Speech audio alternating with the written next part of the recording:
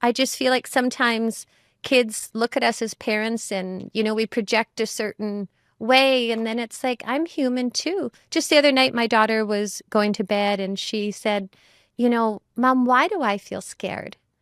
Because she was going to bed and she was, the shadows on the side of the wall.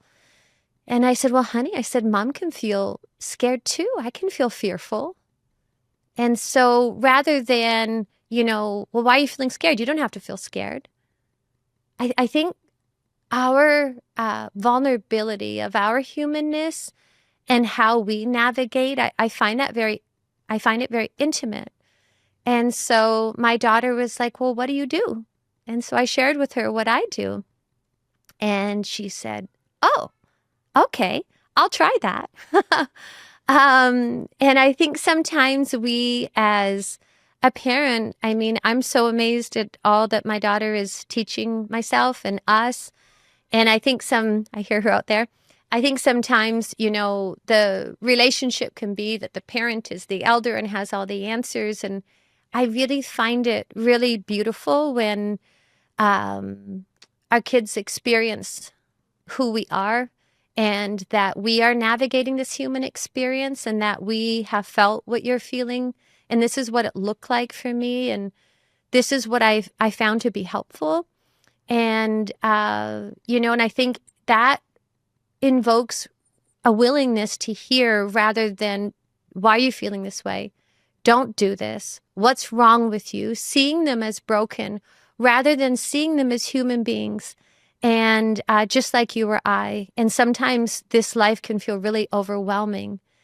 And, we can numb ourselves, we can distract ourselves, there's certain, or we can turn towards the pain and get really curious and to face reality, because anytime that there is a painful circumstance, there's also a gift in it for us. And I've only come to recognize that at this stage of my life, rather than bracing life or feeling like, oh my gosh, the notion of like, the shoe's going to drop. I remember having that feeling or sense as a younger version. And now it's like, okay, hey, and this too. And this too. It's like, rather than the brace, it's like actually bringing it. I guess it's like the Aikido of a martial art, and being willing to see the totality of life. And I really feel that that's powerful to reflect for our kids, and healing from my own experience really has begun when I've turned towards what maybe I denied or made wrong or felt shouldn't exist, such as pain, or what made me feel uncomfortable, or the individual that made me feel uncomfortable. So we can avoid them, or we can say, hey, this is a part of life, and I can get really curious. So I think those are all different ways that we can support these beautiful human beings that we have the privilege to help to be a puzzle piece and usher through life. And I tell my daughter all the time, I'm like, honey, Mom's learning right alongside you. I'm learning right alongside you. I don't have all the answers, but I can share what I have felt or found to be useful.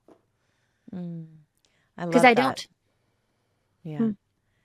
I love that example specifically because this happened to me and my daughter. She sleeps with me. And she had fear come up the other night, which is rare. And she was like, can we turn the light on? And like, she's just like, I'm fearful. And usually it's about like, I don't know, something that happens right before. And my instinct was to say, in very lovingly, like, don't worry, I'm here. I've got you. You don't have anything to fear because I am here to protect you and I've got you. There's nothing we can't do together, So it was like acknowledging and also like heroizing myself rather than going, I get scared too. Because I was like, my thought, if I reflect back to her that I get scared as well, that she wouldn't feel safe. And my instinct as a mom was to make her feel safe in that moment.